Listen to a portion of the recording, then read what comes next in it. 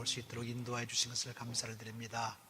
세상에 살아가는 동안 저들의 마음과 생각이 늘 주님을 향하지 못하였고 세상을 향해 나아가다가 여러 가지 어려운 일을 만나거나 또 슬픈 일이 있을 때만 주님을 찾았고, 또 이 시간 다시 한번 3일째를 맞아 주님을 기억하면서 주님께 다시 한번 나올 수 있도록 은혜 허락하여 주심을 감사합니다. 주님의 놀라우신 은혜와 사랑을 다시 한번 기억하는 이 3일전이 될 수 있도록 인도하시고, 이 예배를 드림으로 말미암아 저들의 삶이 다시금 온전케 되고 주님을 사랑하는 믿음의 사람으로 변화될 수 있는 하나님의 말씀을 배우는 귀한 시간 될 수 있도록 인도하여 주시옵소서. 나름대로 여러 가지 사정이 있어서 이 자리에 함께 하지 못한 자들을 주께서 불쌍히 여기시고 주님의 은혜로 저들을 주님의 사랑으로 감싸주시고 주님께 나와 주님의 말씀을 배우면서 함께 지어져가는 아름다운 교회 될 수 있도록 인도하여 주시옵소서. 이 자리에 엎드린 주님의 귀한 아들 딸들 주께서 기억하셔서 저들의 삶에 더욱더 많은 하나님의 놀라우신 은혜의 충만함이 있게 하시고 주님이 원하시는 아름답고 또 감사하는 삶을 살아갈 수 있도록 복 내려 주시옵소서. 다시 한번 말씀 앞에 앉습니다. 말씀을 통하여 저들의 삶이 변화받게 하시고 말씀을 들으면서 말씀을 새기면서 말씀을 이해하면서 저들의 삶이 정말 주님께서 기뻐하신 아름다운 삶으로 변화될 수 있도록 하나님 함께해 주시고 또 축복하셔서 아버지 영광 받아 주시옵소서. 예수님의 이름으로 기도하옵나이다. 아멘. 오늘은 22과 하나님의 나라의 표적들, 이 과의 주제는 하나님의 나라 이렇게 되어 있습니다. 그렇죠? 하나님의 나라. 하나님의 나라라고 하는 말은 영어로 우리가 Kingdom of God이다 그렇게 얘기하죠. 그래서 보통 영어 약자로 KOG라고 씁니다. 마태복음은 하나님의 나라라기보다는 하늘나라 그래서죠. Kingdom of Heaven이라는 말을 쓰는데 같은 말입니다. 그렇죠? 하늘이라고 하는 것과 하나님을 같은 말로 우리 유대인들은 사용하고 있는 것을 알 수가 있습니다. Heaven이라고 하는 것과 God은 같은 것으로 그렇게 사용합니다. 이 하나님의 나라를 정의하라라고 하면 하나님의 통치가 이루어지는 곳 그렇게 얘기를 합니다. 하나님의 통치가 이루어지는 곳. 자, 영어로는 Where God Reigns라고 얘기한다. 하나님의 통치가 이루어지는 곳. 그러니까 어떻게 보면은 그것은 물리적인 장소일 수도 있고 영적인 상황일 수도 있고 우리의 삶의 어떤 단면일 수도 있다라고 하는 얘기입니다. 하나님의 나라에 그러면 누가 가장 선봉장이냐? 우리 믿는 사람이 선봉장입니다. 그렇죠? 여러분이 하나님 나라를 이 시간 넓혀갈 수도 있고 축소시킬 수도 있다라고 하는 얘기입니다. 여러분이 믿음으로 한 발짝 더 나아가면 하나님 나라는 조금 더 커지는 것이고 믿음이 없어서 뒤로 물러서면 하나님 나라는 그만큼 축소되는 것이다라고 하는 얘기입니다. 그러니까 여러분들은 하나님 나라의 최전방에 서 있다. 거기서 우리는 우리들의 선택을 통해서 하나님 나라를 확장시키는 사람이 되기도 하고 축소시키는 사람이 된다라고 하는 얘기입니다. 즉 우리가 그 하나님 나라의 그 바운다리 경계선에서 우리가 어떤 걸 선택하느냐에 따라서 하나님 나라는 그렇게 결정된다라고 하는 그런 얘기입니다. 하나님의 나라라고 이렇게 얘기하니까 우리는 킹덤이라는 말을 이렇게 쓰니까 거기에는 뭔가 굉장한 것이 있을 것이다. 물론 굉장한 것이 있습니다. 그러나 우리가 세상적으로 생각하는 그 왕국 그런 것과는 조금 차이가 납니다. 근데 문제는 하나님 나라에 들어가기 위해서 우리들의 삶의 많은 것들에 대한 변화를 하나님이 요구하신다라고 하는 그런 얘기입니다. 우리가 세상에 추구하는 가치관들, 우리가 세상에서 얻고 싶어 하던 그런 세상적인 행복들, 그리고 우리의 삶에 우리가 익히 알던 그런 것들을 때로는 놓아야지만, 그것을 포기해야지만, 그것을 내려놓아야만 들어갈 수 있는 곳이 하나님의 나라라고 하는 얘기입니다. 왜? 거기에는 늘 하나님의 뜻과 우리의 뜻이 상충되기 때문입니다. 자, 상충이 안 되면 참 좋겠는데 늘 상충이 됩니다. 우리가 기도할 때도 마찬가지죠. 우리의 기도 제목이 언제나 하나님의 뜻과 같으면 참 좋겠는데 가끔 생각해봐도 어떡해요? 하나님의 뜻이 아닌 기도를 우리는 꽤 많이 하고 있다고 하는 얘기입니다. 물론 기도를 하다 보면은 우리의 기도가 하나님의 뜻과 맞아질 것을 믿습니다. 그러니 안 하는 것보다는 하는 것이 훨씬 좋은 거예요. 그죠? 그러나 열심히 하면서 마음을 열어놓고 언젠가 우리가 원하는 그 모든 것들이 하나님이 원하시는 것과 똑같게 될 때, 그때 우리는 하나님 나라에 사는 사람이라는 사실을 스스로 어떻게 확인할 수 있다라고 하는 그런 얘기입니다. 자, 문제는 이 하나님 나라를 이 땅에 가져오기 위해 주님은 오늘도 예루살렘을 향한 길을 걸어가고 있다고 하는 얘기입니다. 이 예루살렘이라고 하는 곳은 지리적으로 예루살렘이라는 땅, 하나님의 도성 뭐 이런 말이기도 하지만 또 그 성에는 여러 가지 고난을 기다리고 있는 것을 알 수가 있습니다.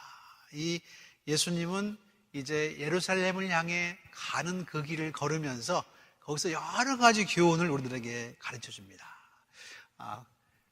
원래 갈릴리 북쪽, 갈릴리 쪽에서는 사실은 그 헤롯 안티파스가 사실은 통치를 하고 있었고, 남쪽은 헤롯 빌립이 통치하고 있었습니다. 근데 이제 북쪽에 있는 그 안티파스가 조금 더 사람이 좀 악한 사람이에요. 그래서 사실은 예수님을 잡아 죽이려고 하는 그런 모함이 있는 것을 아시고 예수님이 이제 어디로 내려갑니까? 남으로 내려갑니다. 근데 남으로 내려가는 길이 조금 험악합니다. 그렇죠? 거기에 무슨 나라가 있어요? 우리가 말하는 사마리아가 있습니다. 사마리아. 갈릴리 호수가 있고 밑에는 사해가 있습니다. 사해 이렇게. 그리고 이제 요단강이 이렇게 흘러요. 그죠? 여기가 사마리아 지역이에요. 여기가 유다죠. 그죠? 네. 근데 문제는 뭐냐면 이 갈릴리에서 사마리아 진영을 따라서 사람들이 유다로 가는 것이 아니라 이 사마리아 지역에 있는 사람들과 이쪽 갈릴리에 살던 유대인이나 유다에 살던 유대인들은 조금 뭐가 달랐어요? 생각하는 것이 많이 달랐다라고 하는 얘기입니다. 여러분 잘 아시는 것처럼 이 사마리아 지역은 아시리아라는 나라가 침범을 합니다. 그래서 여기에 다른 나라 사람들을 옮겨다가 이주를 시킵니다. 이주시키면 어떻게 돼요? 거기에 많은 사람들이 요즘 말로 하면 국제 결혼을 하는 겁니다. 그러니까 유대인들이 생각하기를 피가 많이 섞였다라고 하는 겁니다.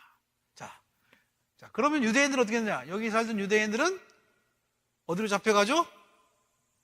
바빌론, 그죠? 네, 바빌론으로 잡혀가서 거기서도 어떻게 해요?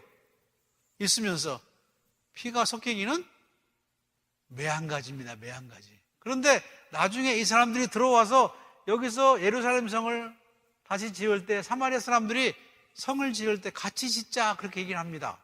그랬더니 유대 사람들이 노 그럽니다. 왜? 너희는 피가 섞여서 안 된다라고 하는 얘기입니다. 자, 우리가 볼 때는 바깥에서 볼 때는 가서 섞인 거나 여기 와서 섞인 거나 큰 차이가 없는데 아니다라고 하는 얘기입니다. 사실 우리가 볼 때는 어떻게 해요? 큰 차이가 없어요. 그러나 그들 나름대로 이 피가 섞인다라고 하는 그것에 대한 반발감이 굉장히 많습니다. 자, 그럼 한국은 안 그래요? 한국도 그렇죠, 그죠? 네, 피가 섞인 거에 대해서 굉장히 사람들이 소위 말하는 보수적이고 전통적으로 노라고 얘기를 많이 합니다. 요즘은 많이 달라졌어요, 그죠? 요즘은 여러분 아시죠? 농촌에 가서 보면은 결혼식의 대부분이 아시아에 있는 여자들을 데려다 결혼했기 때문에 피가 훨씬 더 많이 섞였다. 시골에 가면 40% 정도가 혼혈아라고 얘기를 합니다. 굉장히 많은 양이에요. 서울은 안 그렇지만 시골은 여자들을 구할 수 없어가지고 베트남이나 캄보디아나 이런 데서 그 신부들을 데리고 와서 살기 때문에 40%가 학급에 40%가 이중언어를 하는 그런 나라로 변해가고 있지만 어쨌든 이런 사람들에게 서로 어떻게 해요? 네. 우리가 보기엔 다 착했는데 이 사람들은 어떻게 해요? 자기들이 고생하고 왔다 이거죠. 바빌론에서. 그래서 어떻게 해요? 유다 사람들은 사마리아 사람들을 상종하지 않고 사마리아 사람들은 유다인들을 어떻게 해요? 위협했다라고 하는 얘기입니다. 심지어는 유다에서 예루살렘 성을 어떻게 재건할 때 사마리아 사람들이 어떻게 그 재건하는 것을 방해합니다. 그죠? 여러분 잘 알죠? 에스라나 느헤미야 성벽을 쌓을 때 한 손으로는 성을 쌓고 한 손으로는 창을 잡고 있었어요. 그죠? 왜요? 하도 방해를 하니까. 근데 방해하는 이유가 이 사람들하고 같이 하자고 그러는데 안 한다고 하니까 방해한 거예요, 사실은. 어쨌든 그런 역사적으로 마치 한국 사람들이 일본 사람 대하듯이 그렇게 서로를 안 좋아하던 그런 지역이 있는데 그래서 사실은 갈릴리의 이쪽 사람들은 사마리아하고는 조금 다른 사람이에요. 유다 사람은 같은 사람들입니다. 피가 안 섞인 사람. 이 사람들이 사마리아를 지날 때 이렇게 지나지 못했어요. 위험해서. 가만 안 둘 것 같아서. 서로 어떻게 해요? 서로 두려움의 대상인 거예요. 유대인들은 사마리아 사람들을 사람 취급을 안 했고, 그리고 사마리아 사람들 유대인만 보면 어떻게 해보려고 그렇게 했다라고 하는 얘기입니다. 그래서 어떻게 해요? 예수님도 이제 헤롯 안티파스가 통치하던 이곳에서 헤롯 빌립이 통치하는 이쪽으로 내려오면서 이렇게 돌아서 내려옵니다. 이게 요단강이에요, 요단강. 강을 건너기가 힘들었을 것이다. 하나도 안 힘들어요. 강이 그렇게 우리가 생각하는 것처럼 넓은 한강 같은 강이 아닙니다. 하도 많이 흘러면 끝에 가면 어떻게 해요?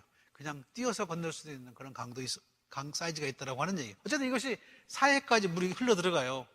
이번에 제가 가서 보니까 강이 넓었다 좁았다 넓었다 좁았다 그렇습니다. 어쨌든 그래서 사실 이 지역을 우리가 말하는 베르야 지역이다 그럽니다. 베르야. 어디서 많이 들어본 이름이에요? 어디서 들어봤죠? 베르야 귀신론 들어봤죠, 그죠? 김기동 목사님인가 베르야 귀신론. 그래서 늘 다니면서 이렇게 다녔다라고 하는 거예요. 예수님도 마찬가지입니다. 언제까지? 사마리아의 수가성에 예수님이 지나갈 때까지는 그렇게 다녔어요. 그래서 예수님은 몇 번이고 사마리아를 이렇게 가서 제자들을 보내가지고 어떻게 하는가를 알아봅니다. 그랬더니 어떻게 사마리아 사람들이 가만 안 두죠? 그래서 그런 것도 나옵니다. 저것들을 그냥 하늘에서 불과 천둥을 불러다가 다 태워버릴까요? 예수님이 그러지 말으라고 얘기하죠. 그러다가 이제 마지막에는 결국 사마리아 수가성에 있는 여인을 만나기 위해서 사마리아를 지납니다. 근데 그때 얘기가 뭐냐면은 예수께서 사마리아로 통행하셔야 하겠는지라 라고 하는 거예요. 여기를 어떻게 해요?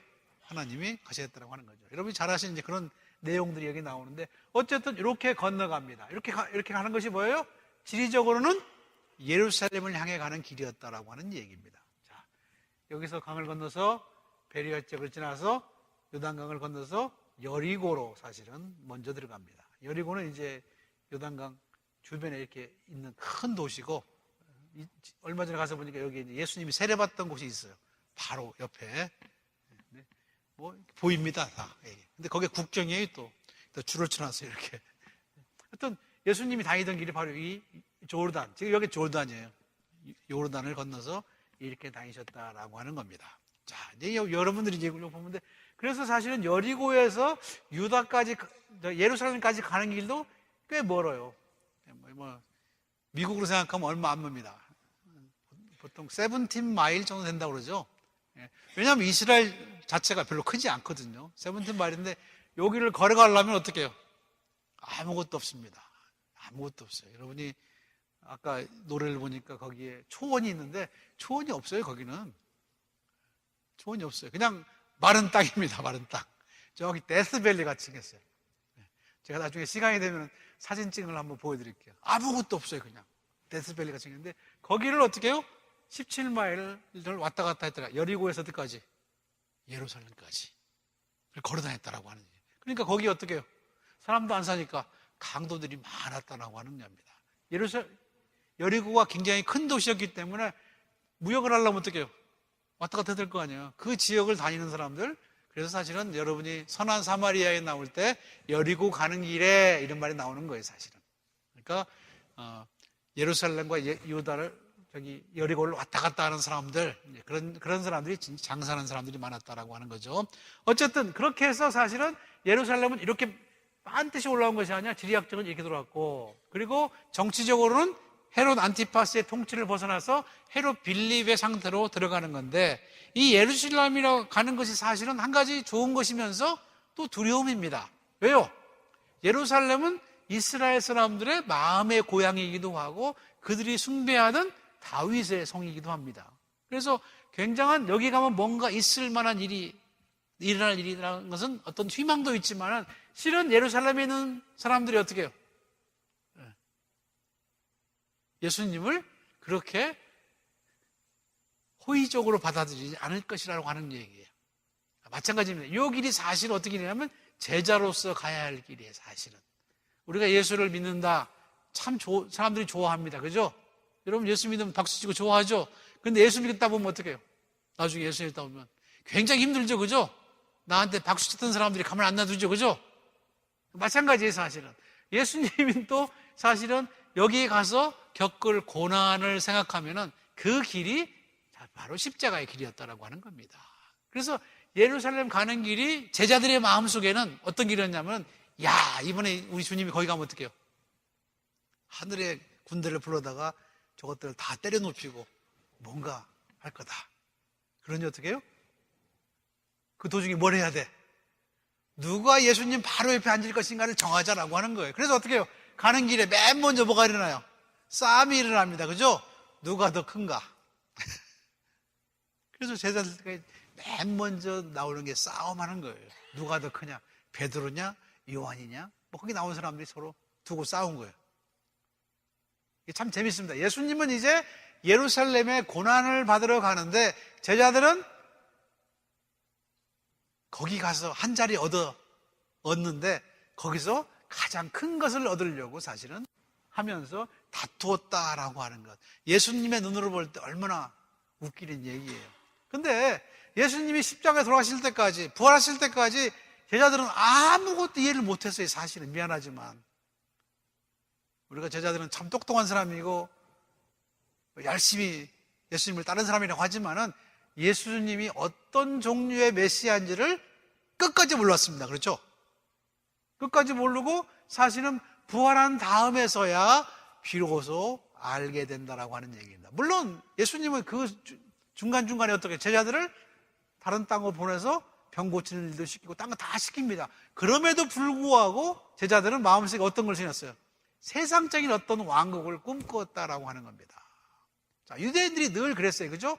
우리가 만약 메시아가 오시면 이 우리를 통치하는 로마 세력을 전부 무너뜨리고, 자, 누가 그렇게 생각을 했어요?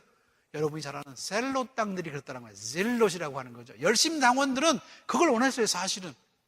근데 대부분이 그렇게 될 걸 바랐어요. 왜?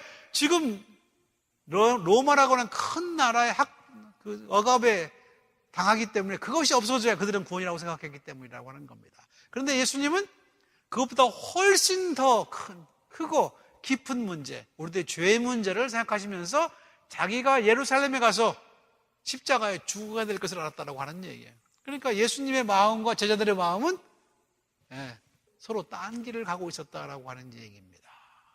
실제로 그렇습니다. 우리가 예수 믿으라고 하지만은 예수 믿는 것이 뭔지 아는 사람은 그것이 좋은 것이긴 하지만은 그 길이 결코 쉬운 길이 아니라는 것을 알아요. 자, 그래서 예수님 오늘 가끔 예수 믿으세요 해서 뭐 율도가 찬성하면서 그것이 좋은 거라고 생각하지만 예수님은 처음부터 저들에게 말합니다. 누구든지 나를 따라오거든 네 십자가를 지고 나를 쫓아오라. 예수님은 처음부터 거짓말 안 했어요. 달콤한 것을 먹여가지고 예수 믿으라고 안 그랬어요. 우리 썬데이 스쿨에서 뭐 맛있는 거 주고 하는 것처럼 해가지고 예수 믿으라고 안 그랬어요. 너 나를 따라오려면 네 십자가 지고 나를 따라와. 지고 나를 따라와. 그렇게 얘기했더라고 하는 얘기예요. 그러니까 어떤 면에서 우리는 정직해질 필요가 있어요.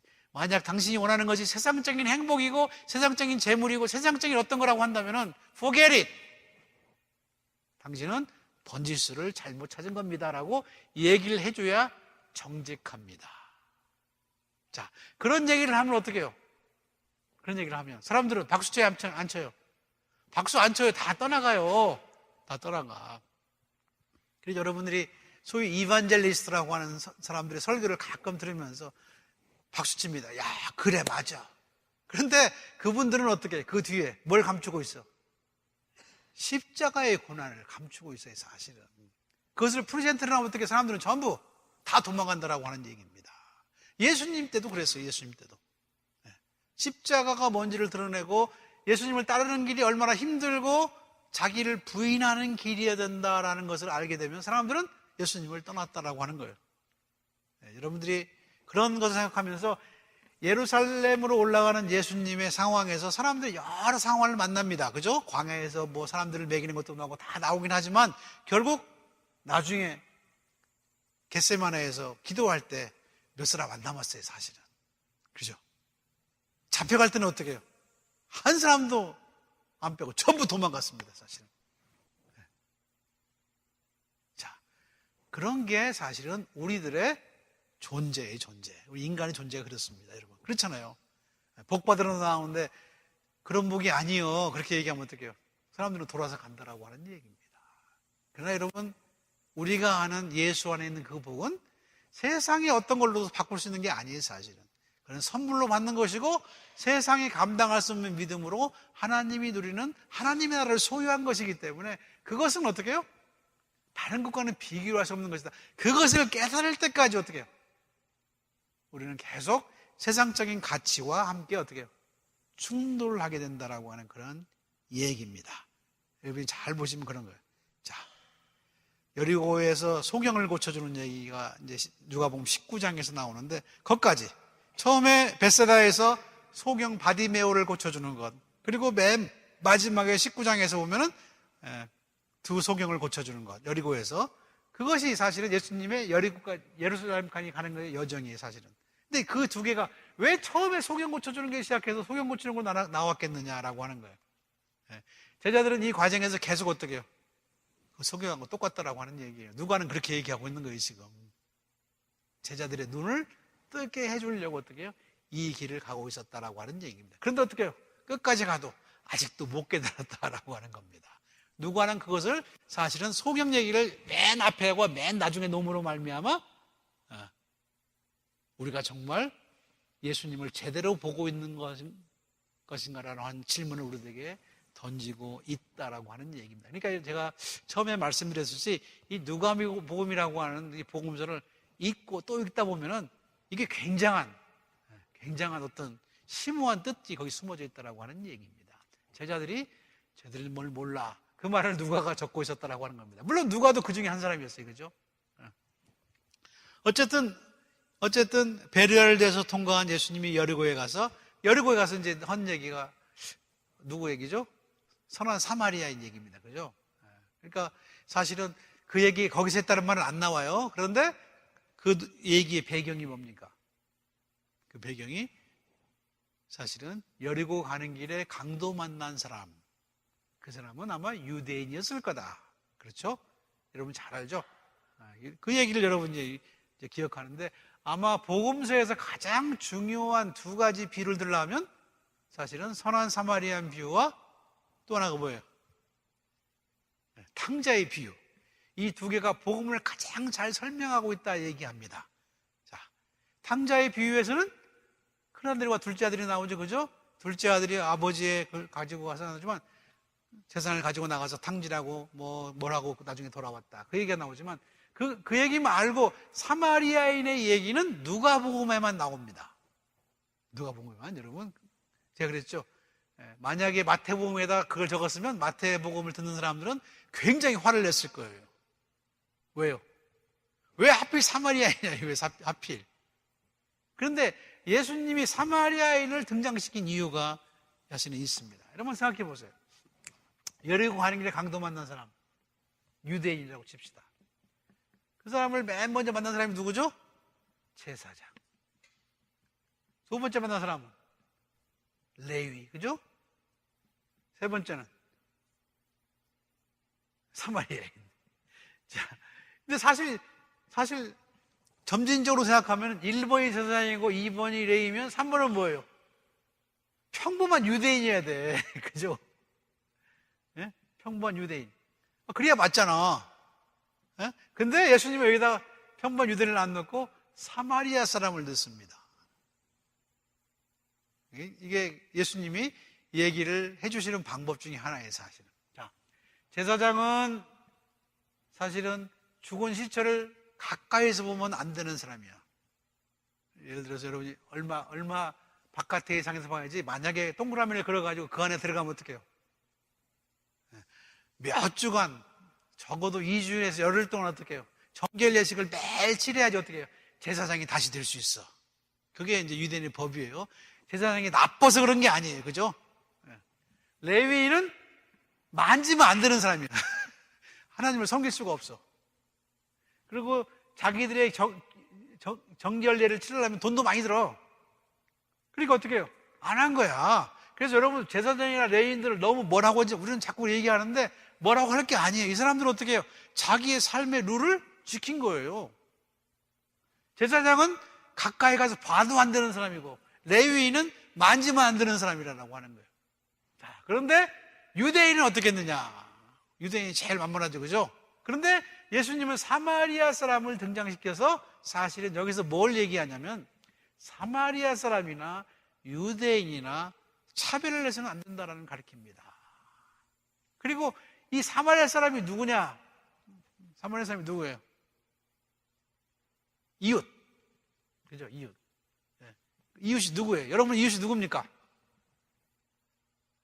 여러분, 이웃이 누구예요? 옆에 앉은 사람?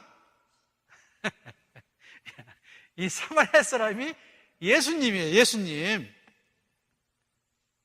예수님이 어떻게 해요? 사람들한테 그런 천대를 받았어. 그죠? 네. 자, 문제는 사마리아 사람이 예수님이라고 하는 거예요. 여러분이 잘 보시면 사마리아 사람들 해주는 건 잘 보세요. 소득을 해주고, 원래 소득을 해주고 누구밖에 못해요? 상처를 싸매주고 하는 사람은 제사장이 하는 거예요. 사실은. 네. 그래서 사실은 사마리아에서 싸주고 돌봐주고 밤을 새서 해주고 돈을 대주고 돈을 또 주고 가지고, 그죠? 내가 갔다 와서 해주겠다. 이게 전부 예수님을 얘기하고 있는 거예요, 여기서. 그걸 여러분이 못 읽으면 선한 사마리아의 얘기는 헛읽은 거예요, 헛읽은 거, 그죠? 우리는 그냥 괜히 그 사마리탄 그러면서 어떻게 해요? 누구를 도와준 사람을 라디오나 TV에서 얘기하니까 그런 모양이다. 그게 아니에요. 그 선한 사마리아인은 우리 예수 믿는 사람한테는 예수예요, 예수. 예수. 요 메시지를 읽어야 돼.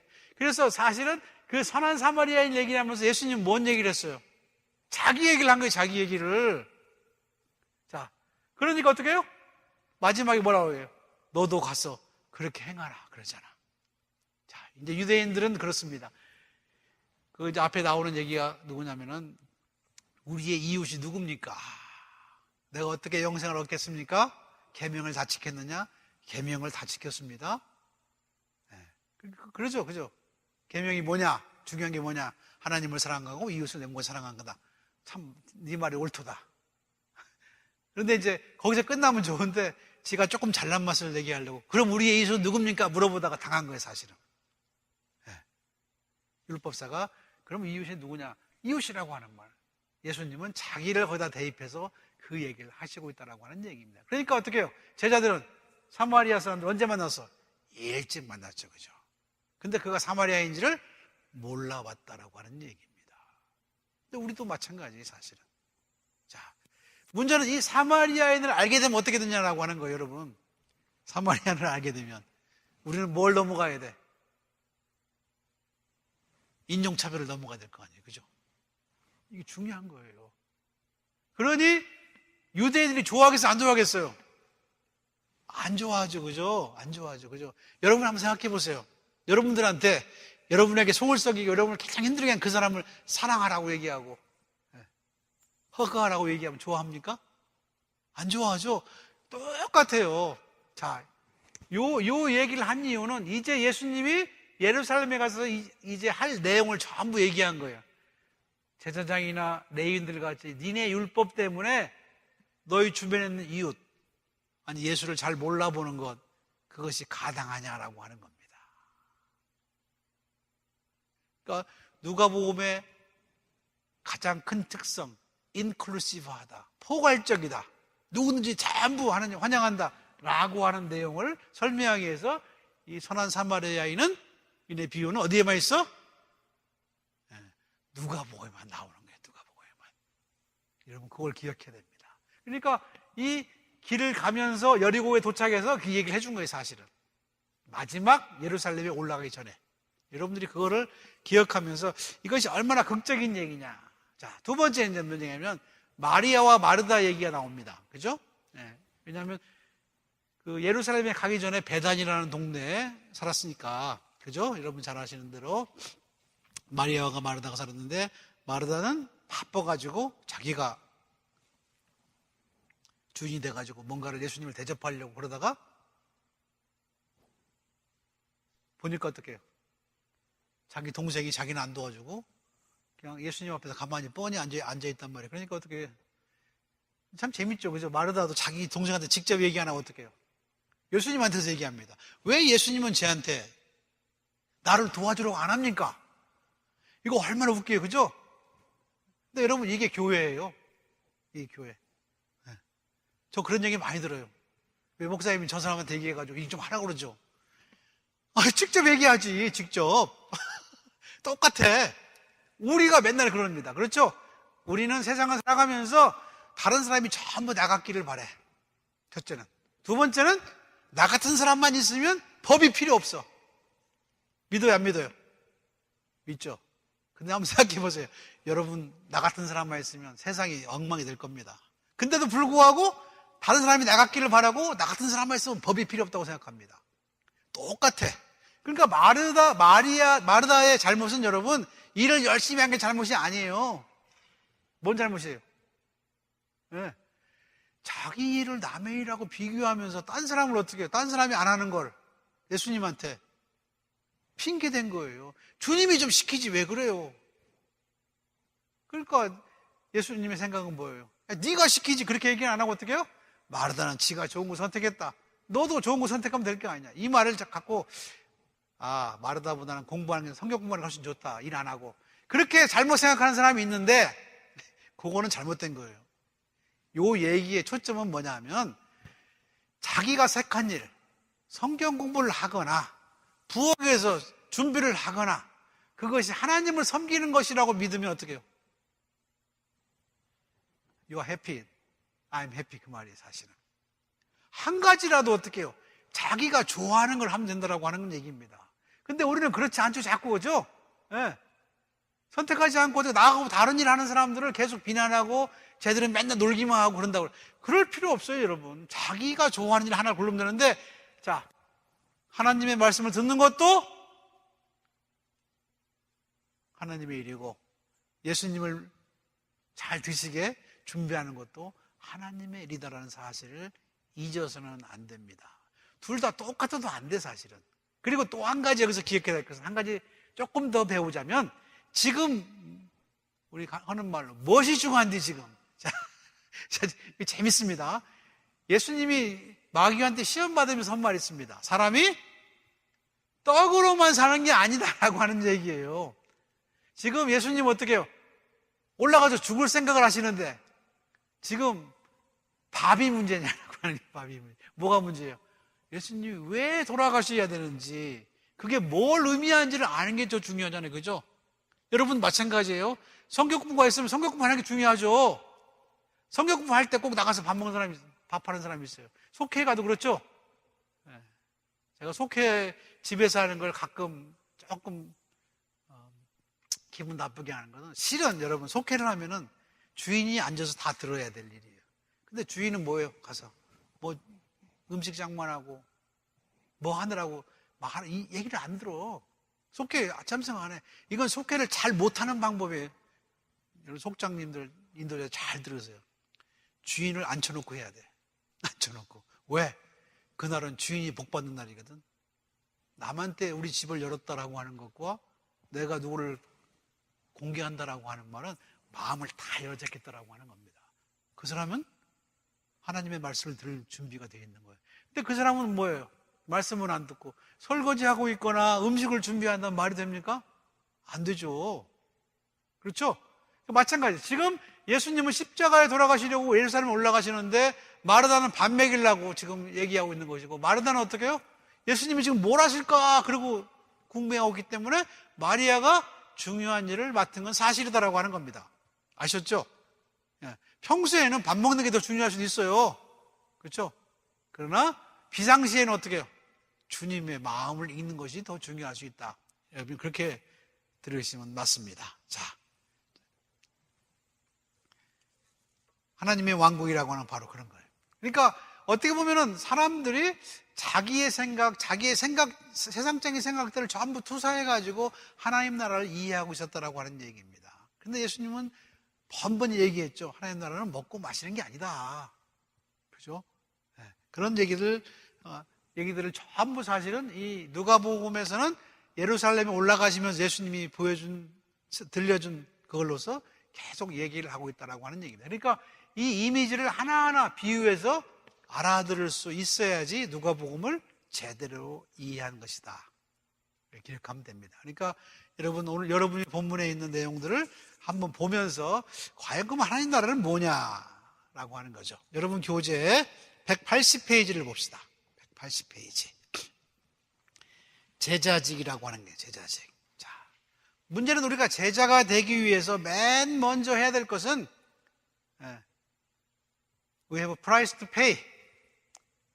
대가를 지불해야 된다라고 하는 얘기입니다. 대가를. 그것도 언제요? 나중에가 아니고 지금이에요, 지금. 이것을 여러분이 꼭 기억해야 돼. 우리는 대가를 지불해야 될 것이고, 그리고 그것도 나중에 하는 것은 아니고 지금 바로라고 하는 거예요. 그래서 예수님 어떤 말까지 하냐면 네 형제와 자매와 부모를 미워해야 된다라고 해. 자, 그거는 진짜 미워라는 게 아니고 하나님보다 덜 사랑해야 된다라고 하는 겁니다. 자, 여러분의 삶에 가장 중요한 것이 뭡니까? 우리 이제 가끔 그렇습니다. 1세들을 여기 살면서 자식들의 교육을 위해서 미국에 왔다고 그럽니다. 맞는 말이기도 하지만 거짓말이기도 해요. 그죠? 맞는 말이기도 하지만 틀린 말이기도 합니다. 자기가 좋아서 왔지 뭐. 그죠? 그거를 우리는 빨리 깨우쳐야지 어떻게 해요? 1세로서의 자긍심을 갖고 살아갑니다. 자식들을 위해 왔다. 옛날에 그런 때가 있습니다. 그죠? 자식 군대 안 보내려고 온 사람이 있어요. 그죠? 네. 군대 가면 고생하니까. 요즘은 군대 고생해 안 해요. 안 하잖아요. 그죠? 군대가 널널하잖아. 옛날 같지 않고. 그죠? 네. 자식 교육을 했으면 여기 오면 사실 자식들이 잘 됩니까? 여기서 2세로 3세로 살아가는 것 어려워요. 여러분 사실. 여러분이 여기서 살아보면 알겠지만은 같은 민족끼리 어울려 사는 것이 훨씬 더 쉽지. 남의 민족 가운데서 되지도 않는 영어를 짓거려대면서 서로 오해하면서 들은 것도 아니고 안 들은 것도 아니고 TV를 보면서도 어떻게 해요? 두 사람이 같이 보면서 서로 오해하잖아. 맞춰보면 아니야 서로. 평생을 우리는 그러고 살아요 사실은. 여러분 자식들 그렇게 살기 싶어하세요? 아니잖아요. 자, 그런 것들까지 사실은 어쩌면 우리는 우리의 삶에서 사랑하는 것을 놓아야지 예수님을 사랑할 수 있다고 하는 얘기입니다. 어떤 사람은 자기의 자존심을 사랑하고, 어떤 사람은 자신의 집안을 사랑하고, 어떤 사람은 그러니까 뭐 뼈대 있는 집안이라고 그러고 뭐 누구의 맷도순이라고 여기까지 와서 그렇게 얘기하죠. 그죠? 그래서 사람들은 한국 역사를 한번 읽어봐야 돼. 우리 족보가 얼마나 가짜인가 많은지. 사실 진짜 여러분 히스토리를 보면은 진짜 가문이 있는 사람들은 족보를 안 만들었어. 누가 만들었어? 족보가 시원찮은 사람. 그리고 족보가 별로 안 좋은 사람이 사서 만들었다라고 하는 얘기. 그 역사를 여러분이 잘 보세요. 아니 정말 집안이 좋으면 족보를 만들 필요가 없잖아요. 그죠? 다 아니까. 마찬가지예요 사실은. 여러분 예수님의 얘기를 쓴 것도 마찬가지예요. 예수님 1세기에 있던 사람들은 예수님에 관한 얘기를 쓸 필요가 없었어요. 왜? 직접 만났으니까. 우리도 주님을 만나면 뭐예요? 성경 공부할 필요 없어요. 그죠? 직접 만났는데 뭘 상관이 있어 그게. 그죠? 여러분 토마스 아퀴나스라고 하는 사람이 유명합니다. 신학자로. 한때 그 사람은 사람을 4명을 앉혀놓고 책을 4권을 한꺼번에 썼어요. 너무 상상 가세요? 받아 쓴 사람이 4사람이야. 근데 책을 4가지를 한꺼번에 써. 불러주는 거야. 근데 이 사람이 어느 날 그러다가 어떻게 해요? 하나님을 만났어. 그래서 all stop. 다 필요 없다. 다 필요 없다. 예수 믿는 것도 마찬가지. 하나님 만나면 필요 없어요. 사실은. 자, 하나님 만나기까지가 필요한 거지 사실은. 그런 거예요 사실은. 근데 우리는 그래 못 만나니까 어떻게 자꾸 딴 걸로 하려고 그러죠. 딴 걸로. 그죠? 우리의 공적을 얘기하고 내가 어느 교회 다니고 우리가 몇 대 예수를 믿고 그게 뭔 상관이 있어. 예수가 지금 내게 살아있지 않으면, 그렇죠? 우리가 예수 안에 살아있지 않으면 아무 소용없는 얘기를 우리는 또 하고 있는 거예요, 사실. 자, 여기서 중요한 건 바로 그거예요. 그래서 하나님의 나라라고 하는 것은 지금 당장이에요. 나중이 아니에요. 은퇴하고 나서 천만의 말씀입니다. 네. 제가 이제까지 경험한 바로는 은퇴하고 나면 성경 공부 열심히 하겠습니다 라고 얘기했다가 은퇴하고 나서 성경 공부 나오는 사람 한 번도 못 봤어요. 안 나와. 지금 안 하면 안 돼요. 지금이 바로 그때야. 성경도 말하자 그렇게 얘기하죠. 지금이 바로 은혜 받을 만한 때요라고 얘기를 한다라고 하는 얘기입니다. 그러니 하나님의 나라는 미루는 게 아니에요. 나중에 시간이 되면, 여유가 되면 그게 아니다라고 하는 얘기입니다. 자, 두 번째, 선한 이웃이라고 하는 장면이 나오죠. 그죠? 181페이지. 선한 이웃. 선한 사마리아인 얘기 제가 얘기를 했어요.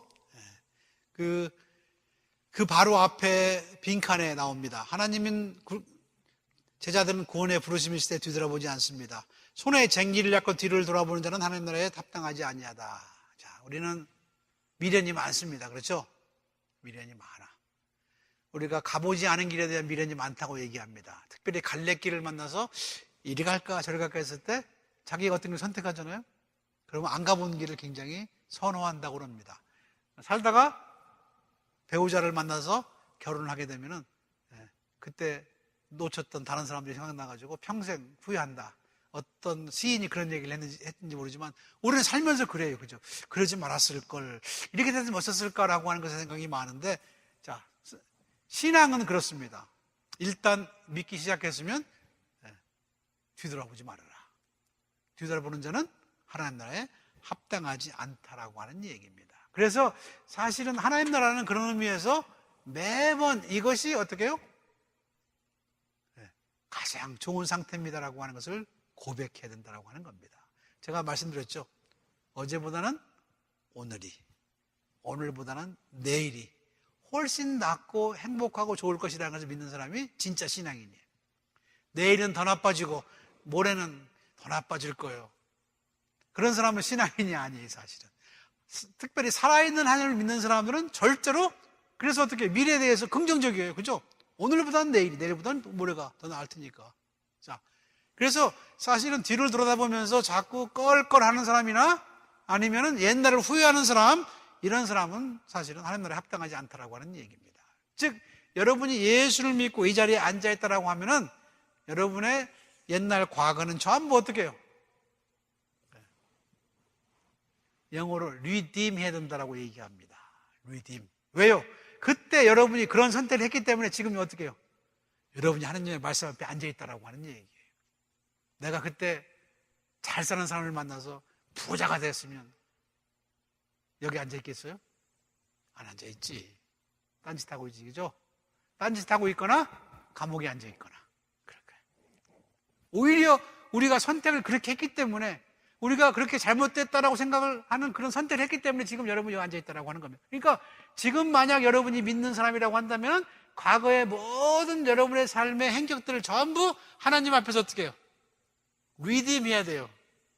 그때 그렇게 된 것이 하나님의 은혜가 아니겠느냐라고 하는 거예요. 그때 내가 그렇게 잘못된 선택을 한 것이 실은 은혜였다라고 하는 거예요. 요게 여러분들에게 우리들이 해야 될 얘기예요. 이것이 여러분들이 기도하면서 해야 될 일이에요.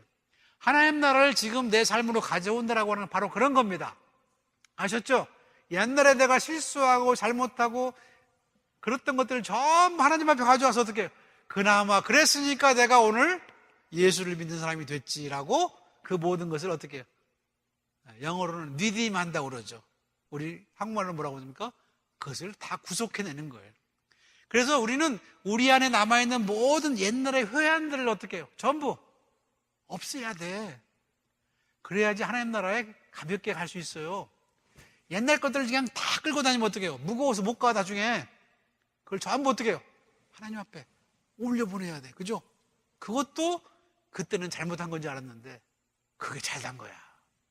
자, 요걸로 여러분들의 삶을 다 바꾸어 놓는 그런 일들을 여러분은 해야지 하나님 나라를 사는 것이다라고 하는 사실 여러분 기억하시기 바랍니다.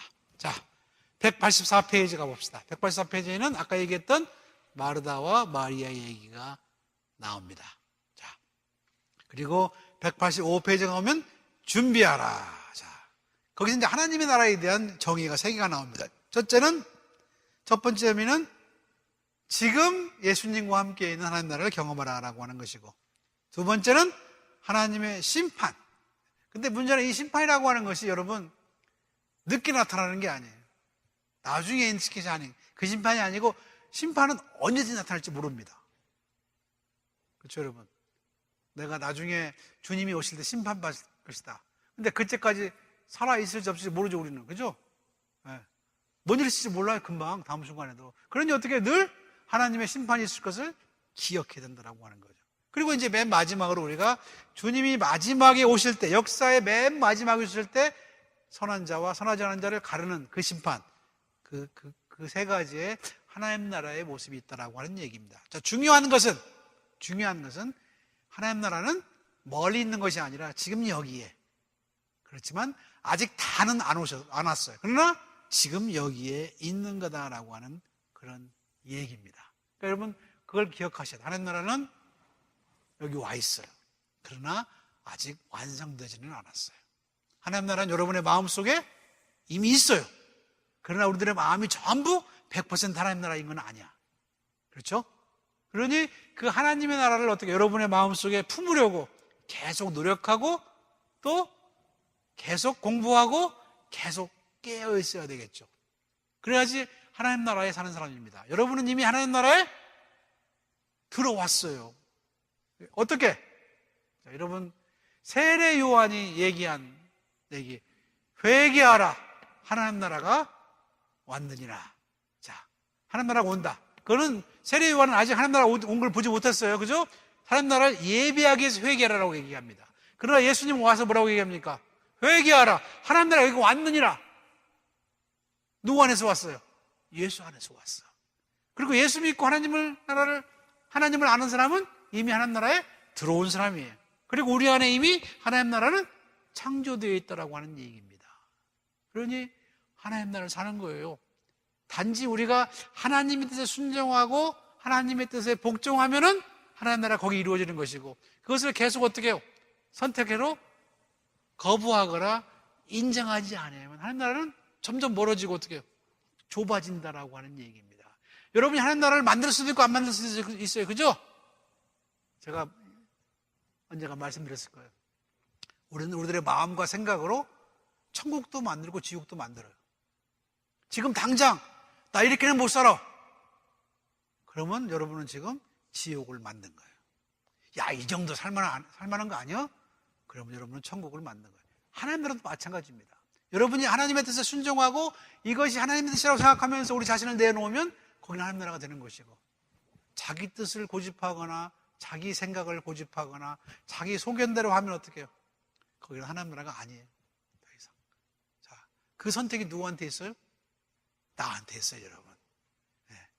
우리는 가끔 다른 사람한테 핑계를 댑니다. 쟤 때문에 못 살아. 여러분 절대 아니에요. 그 사람은 아무 상관이 없어요. 하나님 나라는 나하고 하나님하고 관계의 사실은. 네. 여러분 누구 때문에 예수 못 믿겠다, 누구 때문에 이 교회 못 나오겠다, 그런 말 하지 마세요. 신약이 뭔지를 모르는 사람이에요. 내가 하나님과의 관계를 제대로 한다라고 하면은 그때부터 여러분은 하나님 나라를 살아가는 겁니다. 그러니 누가 들어와도 누가 나가도 어떻게 해요? 문제가 있어요, 없어요? 없어야죠. 없어야죠. 네. 여러분의 행복이, 여러분이 하나님 나라에 사는 삶이 다른 사람 때문에 방해받지 않는 그런 신앙의 삶을 살 수 있기를 주님의 이름으로 축원합니다. 왜 남편 때문에 행복하지 않아? 그건 아직도 세상에 연연해 하고 있다는 거죠. 왜 자식 때문에 오늘 기분 나빠? 아까 구장로님이 보내준 그 카톡에 보니까 나온 한국에 있는 대학생들을 조사를 했더니 70%가 그죠? 부모가 뭘 남겨줬으면 좋겠냐라고 했더니 돈을 남겨줬으면 좋겠다 그랬답니다. 어느 대학이라고 제가 얘기는 안 할게요. 그랬는데 부모가 언제 죽었으면 좋겠냐라고 했더니 63세에 죽는 게 제일 좋겠더라. 왜요? 은퇴하고 퇴직금 남겨놓고 죽으라고. 그렇게 생각하면 어떻게 세상 살만 안 나죠, 그죠? 사람 많아요. 그 마지막 결론이 재밌습니다. 여러분이 번 돈 다 쓰고 죽읍시다. 근데 그 말 저는 믿어요. 남겨놓으면 이상한 사람 만들어, 자식. 중요한 거예요, 이거는. 저는 그래서 그렇게 얘기합니다. 여러분이 번 돈을 남겨놓고 죽는 것은 여러분을 직무유기한 거예요. 여러분이 다 쓰고 다른 사람을 위해 사용하고 아무것도 없이 가는 것. 그것이 여러분의 소임을 다 한 거예요, 여러분. 그러니까 여러분 세상에 있는 것 가지고 연연해하면서 괜히 자식들은 걱정도 하는데 부모로서 걱정하는 그런 거 여러분 하지 마세요.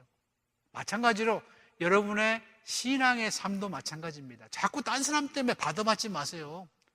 우리 가끔 남 때문에 기분 나쁜 사람 많아. 신앙인으로서 교회 지도자로서 인상 쓰지 마세요. 우리가 인상 쓰고 아니라고 하는 것은 어떻게 해요? 나하고 하는 인간관계가 뭐가 문제가 있는 거지 그 사람이 문제가 있는 게 아니에요. 그 사람 문제 있는 건 옛날부터 있었어. 그죠? 앞으로도 계속 있을 거예요. 여러분의 마음을 하나님 나라로 가져오고 하나님 나라를 여러분의 마음에 불러옴으로 말미암아 여러분의 삶이 늘 하나님의 나라에 사는 세상의 그 어떤 것들이 우리들의 마음의 평화를 잃게 할 수 없는 그런 마음의 평정심을 가지고 세상을 늠름하게 살아가는 그런 사람이 돼야지. 우리는 그런 사람을 하나님 나라에 속한 사람, 하나님의 사람 그렇게 얘기합니다. 앞으로 여러분의 신앙생활에 오늘 이 말씀이 도움이 돼서 하나님 나라를 살아가는 그런 여러분 모두가 되시기를 축원합니다. 기도하겠습니다. 사랑이 많으신 아버지 하나님, 저희들에게 여러 가지 삶의 경험들을 통하여 과연 우리가 누구 안에 있는지 어떤 은혜를 입고 있는지를 다시 한번 깨닫게 하심을 감사합니다. 저희가 이미 하나님 나라에 들어와 있고 우리 안에 하나님 나라가 이미 만들어졌다는 사실을 기억하면서 날마다 그 나라에 살아가는 믿음의 사람들 될 수 있도록 하나님 축복 나눠 주시옵소서. 약하고 부족해서 세상의 것들을 바라보면서 실망하고 세상 여러 가지 문제로 인하여 아파하는 저희들인 것을 고백합니다. 주님 자유하게 하시고 오히려 우리를 사랑하시는 그 주님께 우리의 삶의 모든 것을 맡기면서 오히려 매일 매 순간 하나님 나라를 저들의 삶 속에 가져오는 아름다운 삶을 살아갈 수 있도록 인도하시고 하나님의 평강을 유지하면서 다른 모든 자들에게 저희도 복을 나누어주고 선한 일을 하며 살아가는 믿음의 사람들 될 수 있도록 인도하여 주시옵소서. 예수께서 선한 사마리아인으로 이 땅에 오셔서 병들고 힘든 자들을 고치신 것처럼 저희도 선한 사마리아인이 돼서 우리 주변에 있는 많은 사람들에게 예수가 누구인지를 가르쳐주고 또 사랑이 뭔지를 보여주고 그리고 그들을 주님께로 데려오는 아름다운 인생을 살아갈 수 있도록 하나님 복 내려 주시옵소서. 예수님의 이름으로 기도하옵나이다. 아멘.